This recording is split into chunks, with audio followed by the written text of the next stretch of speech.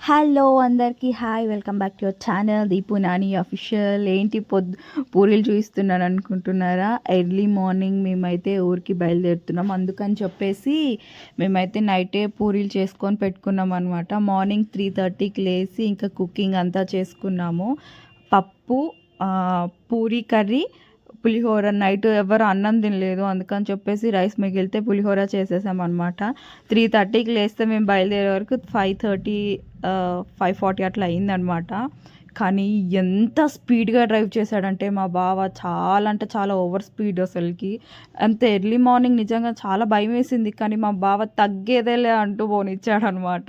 మా daddy every time మమ్మల్ని తిట్టేది, ఎప్పుడు లగేజ్ లేకుండా వెళ్ళరా అని చెప్పేసి. ఈసారి కూడా ఫుల్ లగేజ్ తోటైతే బయలుదేరామన్నమాట. స్నో అయితే మార్నింగ్ 6:40 అవుతుంది అనుకుంటా. ఎంత బాగుందంటే వెదర్ అసలుకి నిజంగా చాలా అంటే చాలా బాగుంది. వెదర్ మాత్రం సూపర్ ఉండే. ఆ వెదర్లో మార్నింగ్ చాయ్ తాగుదామంటే లిటరలీ 2 అవర్స్ మా బావని బతిమలాడాను చాయ్ అని చెప్పి, అయినా ఆపలేదు. వాళ్ళకు ఒక్క సెకండ్లో అక్కడ బార్డర్ దగ్గర ఫిషెస్ కనిపించాయి. లాస్ట్ టైం వెళ్ళినప్పుడు కూడా అక్కడే తీసుకున్నారు. ఇప్పుడు కూడా అక్కడ చూడంగానే వితిన్ సెకండ్స్లో ఆపారు. అక్కడ తాగమంటున్నారు చాయ్. అసలుకి ఎంత కోపం వచ్చిందంటే, ఇంకా ఫిషెస్ ఏమేమో చేపల పేర్లు చెప్తారు, కానీ మనకైతే తెలియదు కదా చేపల పేర్లు. చాలా అంటే చాలా వెరైటీస్ ఉండే. లాస్ట్కి మా వాళ్ళైతే బొచ్చ అంటారంట, ఆ చేప అయితే తీసుకున్నారు.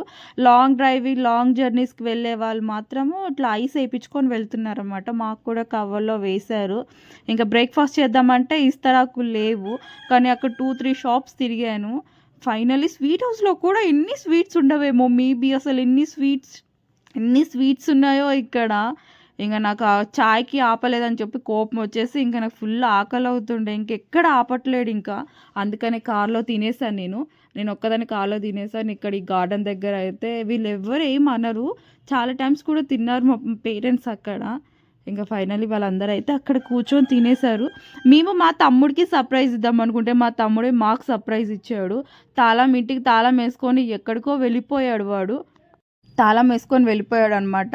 2 అవర్స్ మేము వరద బావితులేక బయట నుంచొని ఉన్నాము. అసలుకి నిజంగా ఎంత సఫర్ అయ్యాం తెలుసా. ఇంకా ఎట్లనో నేను సన్నగా ఉన్నా కాబట్టి జర గేట్ ఎక్కేసి లోపలికి వచ్చి ఆ సామాన్ అంతా లోపల పెట్టి. Thanks for watching my videos. Please like, share and subscribe to my YouTube channel. Thank you so much.